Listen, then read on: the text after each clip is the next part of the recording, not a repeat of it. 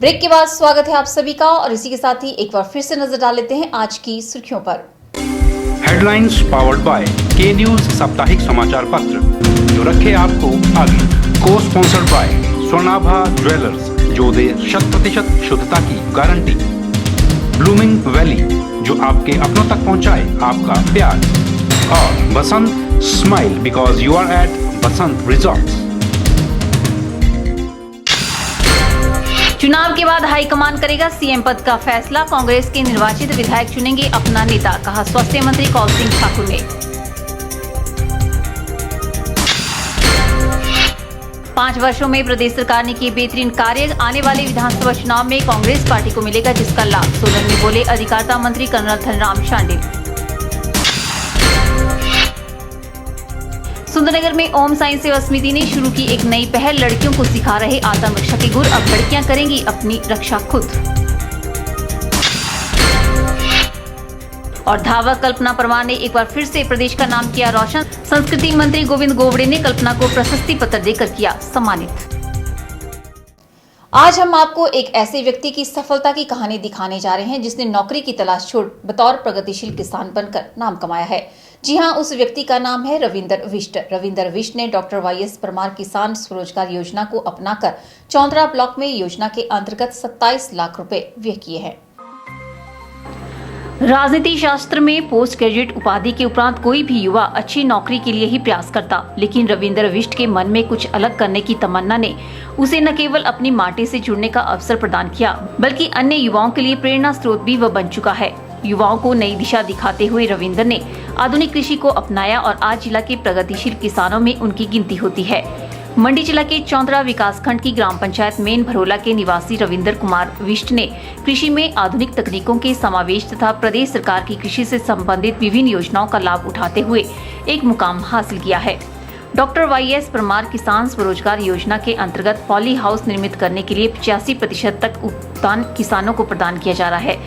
इस योजना के बारे में जानकारी प्राप्त होने पर वर्ष 2016 में रविंदर ने 40 वर्ग मीटर का पॉली हाउस घर के समीप ही स्थापित करने का बीड़ा उठाया। इसके लिए कुल लागत 75,600 रुपए आई और 85% अनुदान उन्हें प्राप्त हुआ। वर्तमान में रविंदर के पॉली हाउस में टमाटर की फसल लहलहा रही है। उन्होंने लगभग 100 से 120 पौधे इसमें रोपित किए और करीबन 5 क्विंटल उत्पादन का अनुमान है। शिमला मिर्च, फ्रांसबीन व अन्य सब्जियां साथ में लगा रखी हैं, जिससे उनके पास विकल्प भी उपलब्ध है। घर परिवार की आवश्यकता पूरी करने के बाद अन्य सब्जियां विक्रय कर वे अच्छी आमदन अर्जित कर रहे हैं। इनकी गुणवत्ता व पौष्टिकता के चलते घर गांव में ही ग्राहक सब्जी खरीद ले जाते हैं। सब्जी उत्पादन में रसायन खादों का प्रयोग न कर वे जैविक खेती के साथ जुड़े हैं। लगभग 7,000 रुपए की लागत का वर्मी ट्रेडा बेड उन्हें अनुदान पर कृषि विभाग की ओर से निःशुल्क प्राप्त हुआ है। इसकी क्षमता 3 क्विक मीट्रिक है और 1 बीघा भूमि के लिए लगभग 2.5 माह में पर्याप्त जैविक खाद उपलब्ध हो जाती है। उच्च शिक्षित किसान रविंदर यही नहीं माने और सिंचाई टैंक का बहुउपयोग करते हुए इसमें मछली पालन का कार्य भी आरंभ कर दिया। उनमें टैंक में इस समय हंगेरियन कॉप प्रजाति की मछलियां पल रही है। वे कहते हैं कि लगभग 1000 मछली बीज डालने के उपरांत 600 से अधिक मछलियां पल रही हैं। सर्दियों में ही आय का अच्छा साधन होगी। उनका कहना है कि मछलियों के अपशिष्ट पदार्थों से मिश्रित पानी की सिंचाई से खेतों को प्राकृतिक यूरिया की भी आपूर्ति हो जाती है। आधुनिक कृषि उपकरणों के प्रयोग ने उनके कार्य को काफी आसान बना दिया है और समय की भी बचत होती है। रविंदर का कहना है कि खेत जोतने का पूरा कार्य वे पावर वीडर से करते हैं, जिसकी खरीद पर उन्हें 15,000 रुपए अनुदान प्राप्त होता है। बूश कटर पर 10,000, चेन शो पर 5,000 रुपए तथा स्प्रे पंप पर कीमत का 50% अनुदान उन्हें मिला। विभाग से बीज लेकर वे नर्सरी भी स्वयं तैयार करते हैं और गोबर की आपूर्ति देसी गाय पालन से होती है। प्रदेश सरकार की प्रोत्साहन योजनाओं तथा रविंदर कुमार विष्ट की कड़ी मेहनत व दृढ़ इच्छा शक्ति का ही परिणाम है कि अंतर्राष्ट्रीय शिवरात्रि महोत्सव के दौरान लगी कृषि प्रदर्शनी में वे जिला भर में उत्कृष्ट पुरस्कार प्राप्त कर चुके हैं। ब्यूरो रिपोर्ट, के चैनल। अगर आप बगीचे में स्प्रे कर रहे हो तो सावधान रहें, आप कभी भी पॉइजनिंग के शिकार हो सकते हैं। आईजीएमसी में एक मामला पॉइजनिंग का आया है। कोटखाई के रहने वाला टेक बहादुर नामक व्यक्ति को गंभीर हालत में कैजुअल्टी में भर्ती करवाया गया है, जहां चिकित्सक द्वारा इसका इलाज किया जा रहा है। जब व्यक्ति सेब के बगीचे में काम कर रहा था तो उस समय पंप में लगी पाइप में कुछ कूड़ा फंस गया और उसने उसको निकालने के लिए मुंह से फूंक मारी। इसके चलते उसके अंदर दवाई चलेगी। वह उसी समय बेहोश हो गया। उसके परिजन उसे उपचार के लिए कोटखाई अस्पताल ले गए, लेकिन गंभीर हालत देख चिकित्सक ने उसे आईजीएमसी रेफर कर दिया। चिकित्सक द्वारा लोगों से ये अपील की जा रही है कि जब बगीचे में काम कर रहे हो तो यह ध्यान देना आवश्यक है कि स्प्रे करने से पहले जब आप पंप में दवाइयां डाल रहे होते हैं तो मुंह पे कपड़ा बांधें, हाथ में ग्लव्स भी पहने। अगर इन सभी चीजों को आप इस्तेमाल नहीं करते हो तो कभी भी पॉइजनिंग के शिकार हो सकते हैं। इन दिनों बगीचे में स्प्रे का कार्य जोरों पर है। लोगों को यह भी ध्यान देना आवश्यक है कि जब बगीचे में दवाइयां डालकर निपट जाते हैं तो हाथ को साबुन से 2 या 3 बार धोना न भूलें। इस स्थिति में लोगों को सावधानी बरतना जरूरी है। हिमाचल के सबसे बड़े अस्पताल अगर आईजीएमसी की बात की जाए तो यहाँ पर सबसे ज्यादा मामले एक्सीडेंटल व पॉइजनिंग के आ रहे हैं। अस्पताल में 2 तरह के ऐसे मामले आते हैं। इनमें एक एक्सीडेंटल पॉइजनिंग और दूसरा डेलिब्रेट। ये मामले वे होते हैं जैसे कोई बगीचे में स्प्रे व घर पर रखी दवाइयों से फैलने के चलते लोग इसके शिकार होते हैं। दूसरा डेलिब्रेट, जैसे कोई व्यक्ति मानसिक परेशानी के चलते पॉइजन को लेता है। ब्यूरो रिपोर्ट, के चैनल।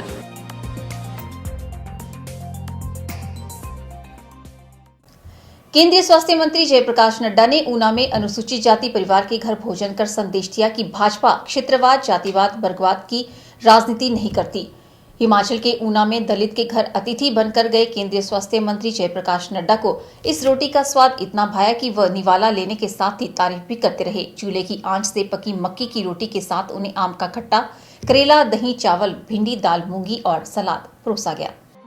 केंद्रीय स्वास्थ्य मंत्री जयप्रकाश नड्डा ने जमीन पर बैठकर खाना खाया। बताया जाता है कि प्यार के साथ परोसे गए खाने पर नड्डा एकदम बोल पड़े कि चूल्हे की आंच से पकी रोटी का स्वाद वह जीवन भर नहीं भूलेंगे। उन्होंने कहा कि सालों बाद उन्हें ऐसी चूल्हे पर पकी रोटी खाने को मिली है। केंद्रीय मंत्री सहित अन्य भाजपा नेताओं ने भी दलित परिवार के घर में भोजन किया। खास बात यह है कि ऊना के निर्मल शंकर दास उस समय फूले न समाये जब केंद्रीय मंत्री दोपहर को उनके घर पहुंचे। बड़े ही सहज भाव के साथ न केवल उन्हें गले लगाया बल्कि जमीन पर बैठकर स्वास्थ्य मंत्री ने खाना भी खाया। निर्मल शंकर दास भाजपा अनुसूचित जाति मोर्चा के पूर्व सचिव हैं। वह अपने वार्ड से भी पार्षद रह चुके हैं। केंद्रीय मंत्री के साथ सांसद अनुराग ठाकुर, अध्यक्ष सतपाल सत्ती, विधायक वीरेंद्र कंवर, पूर्व मंत्री प्रवीण शर्मा व नप अध्यक्ष अमरजोत वेदी, हरोली भाजपा नेता रामकुमार, हरिओम भनोट और बलवीर बग्गा भी उपस्थित रहे। ब्यूरो रिपोर्ट, के चैनल। खत्री सभा मंडी में मंडी जिला पेंशनर संघ के चुनाव करवाए गए। चुनाव में जिला भर के पेंशनर प्रतिनिधियों ने भाग लिया व हरीश शर्मा को सर्वसम्मति से तीसरी बार संघ का जिलाध्यक्ष चुना गया। रविवार को मंडी की खत्री सभा में मंडी जिला पेंशनर संघ के चुनाव आयोजित करवाए गए। चुनाव में जिला भर के पेंशनर प्रतिनिधियों ने भाग लिया व हरीश शर्मा को सर्वसम्मति से तीसरी बार संघ का जिलाध्यक्ष चुना गया। संघ के सभी सदस्यों ने हरीश शर्मा को गर्मजोशी से बधाई दी व आशा व्यक्त की कि वे संघ की उम्मीदों पर खरा उतरेंगे। इस मौके पर संघ के जिला अध्यक्ष हरीश शर्मा ने कहा कि संघ द्वारा उन्हें तीसरी बार प्रधान चुना गया है, जिसके लिए वे संघ के सभी सदस्यों का धन्यवाद करते हैं व पूरी ईमानदारी व कर्तव्य निष्ठा से संघ के लिए कार्य करेंगे। इस बैठक के अंदर जो कि आज खत्री सभा में हुई, इसमें सबसे बड़ी जो प्रेजेंटमेंट रही है कि सरकार द्वारा जो 17 दिसंबर 2016 को पीटर हाउस में माननीय मुख्यमंत्री महोदय ने घोषणा की है 5-10-15% की, उसकी नोटिफिकेशन जारी ना करने पर पूरे जिला का बड़ा रोष पाया गया। हमारे जिला के 10 शाखाओं ने भाग लिया और इसमें लगभग 150 डेलीगेट शामिल हुए, जिसमें कि मुझे दोबारा जो है मौका दिया गया है सेवा का। और इसमें बहुत से बड़े वरिष्ठ लोग मेरे साथ आए हैं, सभी ने समर्थन दिया है और मैं कोशिश करूंगा कि आने वाले समय में पेंशनरों की इच्छा के अनुसार काम करने का प्रयास करूंगा और जो कमियां रही हैं उनको पूरा करूंगा। उन्होंने संघ की मांगों को सरकार के समक्ष रखने की वचनबद्धता भी जताई। ब्यूरो रिपोर्ट, के चैनल। यहाँ रुकते हैं एक और ब्रेक के लिए। ब्रेक के बाद भी खबरों का सिलसिला यूं ही जारी रहेगा। आप देखते रहिए के चैनल।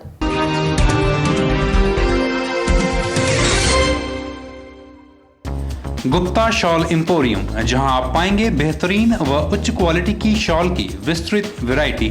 यहां pure woollen Kullu shawl, Kashmiri shawl, angora shawl, cashmilon shawl, feather shawl, pashmina shawl के साथ ही शॉल की और भी बहुत सी वैरायटी उपलब्ध है। तो देर न कीजिए और आज ही पहुंचे गुप्ता शॉल एम्पोरियम, सब्जी मंडी के साथ नेर चौक, डिस्ट्रिक्ट मंडी। मोबाइल 9459125400। चुनाव के बाद हाईकमान करेगा सीएम पद का फैसला, कांग्रेस के निर्वाचित विधायक चुनेंगे अपना नेता, कहा स्वास्थ्य मंत्री कौल सिंह ठाकुर ने।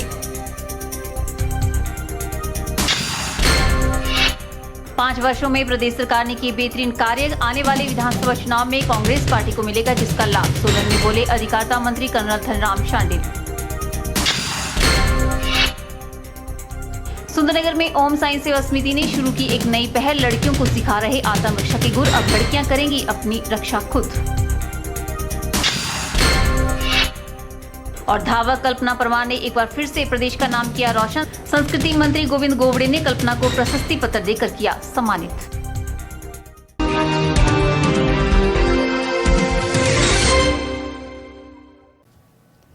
राज्य के मुख्यमंत्री पद का फैसला चुनावों के बाद पार्टी हाईकमान करेगा, यह कहना है स्वास्थ्य मंत्री कौल सिंह ठाकुर का। स्वास्थ्य मंत्री ने बताया कि कांग्रेस के निर्वाचित विधायक अपना नेता चुनेंगे। हिमाचल के स्वास्थ्य मंत्री कौल सिंह ठाकुर ने कहा कि कांग्रेस के निर्वाचित विधायक अपना नेता चुनेंगे। वहीं सरकार और संगठन में टकराव के सवाल पर उन्होंने कहा कि अगर कांग्रेस को मिशन रिपीट पूरा करना है तो तालमेल जरूरी है। उन्होंने कहा कि मीडिया में आ रही खबरों से लोगों में भ्रांतियां पैदा हो रही हैं, जिन्हें समय रहते दूर किया जाना चाहिए।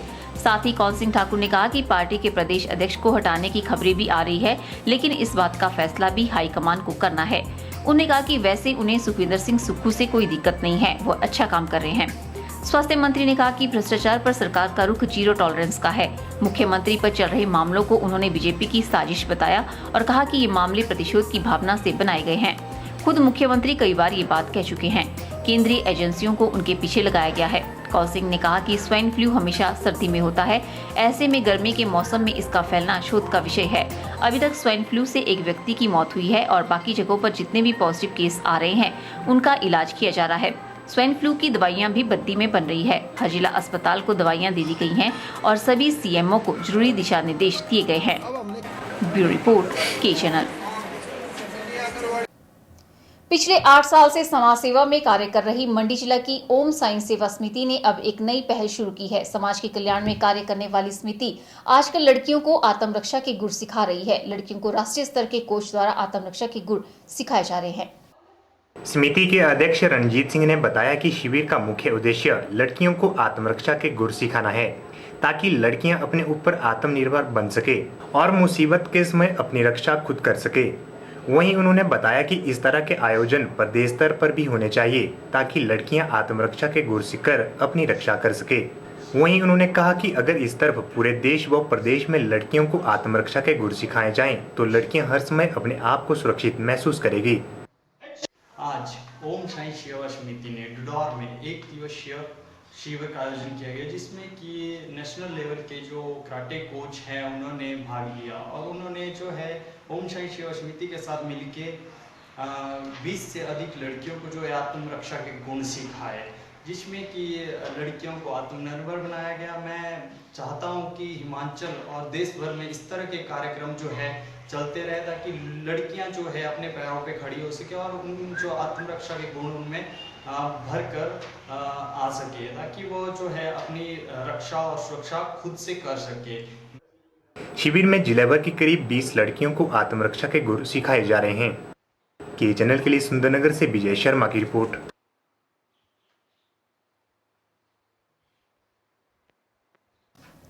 मंडी जिला कांग्रेस प्रवक्ता आकाश शर्मा ने बीजेपी के प्रभारी व सांसद द्वारा सरकार पर की जा रही टिप्पणी पर कड़ा संज्ञान लेते हुए कहा कि पहले तो केंद्र सरकार व सांसद महोदय को 3 वर्ष का रिकॉर्ड पेश कर जनता को उनकी व सरकार की उपलब्धियों व योजनाओं को प्रकट करना चाहिए व जनता को अवगत करवाना चाहिए कि 3 वर्षों में केंद्र सरकार ने कितनी योजनाओं व कितने शिलान्यास किए हैं।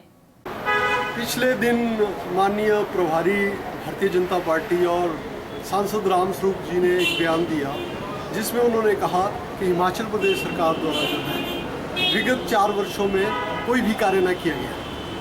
तो मेरा ये कहना है माननीय सांसद से और प्रभारी से कि हिमाचल प्रदेश सरकार द्वारा जो वीरभद्र सिंह जी ने कई जनहितैषी फैसले किए, जो सर्वोपरि थे और उनके फैसलों में चाहे वो छात्राओं के थे, विधवाओं के थे, महिलाओं के थे, बुजुर्गों के थे, सभी वर्गों का और खासकर कर्मचारियों का जो है विशेष ध्यान रखा गया। मैं आपके चैनल के माध्यम से माननीय सांसद से ये प्रश्न करना चाहता हूँ कि आज उन्हें 3.25 वर्ष बने हुए हो गए हैं मंडी संसदीय क्षेत्र के, उन्होंने कौन से कार्य जो है वो मंडी के लिए किए और क्या उनकी विशेषताएं रही इस कार्यकाल के दौरान। दूसरा मैं ये भी जानना चाहता हूँ कि आज तक केंद्र सरकार ने जो भी कार्य किए वो कार्य पिछली यूपीए सरकार के थे और वही रिबन जो है उन्होंने काटे। क्या उन्होंने कोई नई परियोजनाएं की, क्या उन्होंने कोई नए शिलान्यास किए और कैसे उन्होंने जो है वो खासकर हिमाचल प्रदेश को और पूरे भारतवर्ष को लाभान्वित किया। और मैं ये भी कहना चाहता हूँ कि किसी के ऊपर छींटाकशी करना बहुत आसान है, लेकिन अपने कार्यों को लोगों के प्रति उजागर करना यह होना चाहिए। और सांसद महोदय को अपना रिपोर्ट कार्ड भी पेश करना चाहिए लोगों के समक्ष कि उन्होंने कौन सी केंद्रीय योजनाएं जो है मंडी संसदीय क्षेत्र के लिए और हिमाचल प्रदेश के लिए लाई। रविवार को मंडी के ब्यास सदन में प्रदेश भर के प्रशिक्षित परिचालकों की बैठक आयोजित की गई। बैठक में प्रशिक्षित परिचालकों ने सरकार व परिवहन मंत्री से जल्द ठोस नीति बनाने की उम्मीद जताई। प्रशिक्षित परिचालक संघर्ष समिति के प्रदेशाध्यक्ष नरेश पठानिया ने मीटिंग की अध्यक्षता की व पूर्व जिला परिषद सदस्य चमन राही विशेष रूप से उपस्थित रहे। प्रशिक्षित परिचालक संघर्ष समिति के अनुसार परिवहन निगम की बीओटी में जो कंडक्टरों के 1000 पद भरने का निर्णय लिया गया है, उन्हें निगम प्रशिक्षित परिचालकों से ही भरे, क्योंकि लंबे अरसे से प्रशिक्षित परिचालक निगम की बसों में परिचालक का कार्य कर रहे हैं। प्रशिक्षित परिचालक संघर्ष समिति के प्रदेशाध्यक्ष नरेश पठानिया ने कहा कि संघर्ष समिति ने सरकार से स्थायी पॉलिसी व परिचालक भर्ती में प्रशिक्षित परिचालकों को प्राथमिकता दिए जाने की मांग की है। हमारा मुख्य मांगे यही है कि जो 2 वर्षों से प्रशिक्षित परिचालक परिवहन निगम की बसों में परिचालक का कार्य कर रहे हैं, उनके लिए अभी तक कोई सरकार द्वारा कोई ठोस नीति का प्रावधान नहीं किया गया। तो हम चाहते हैं जो 1000 पद अब परिवहन निगम परिचालकों के भरने वाला है, उसमें प्रशिक्षित परिचालकों को प्राथमिकता दी जाए, उन्हीं से ये पद भरे जाए।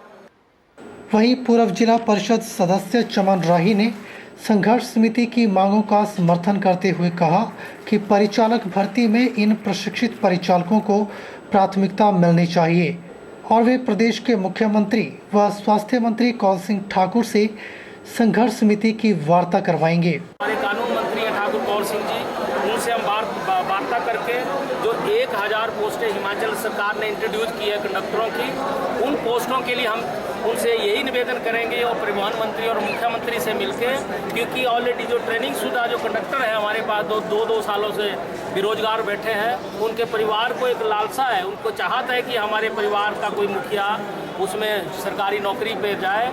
तो हमने यही आज वार्ता की यहाँ पे सबसे बैठ के जो एसोसिएशन के लोग आए हैं पूरे प्रदेश के। ब्यूरो रिपोर्ट के चैनल। आज के बुलेटिन में फिलहाल इतना ही। सपना ठाकुर को दीजिए इजाजत। नमस्कार।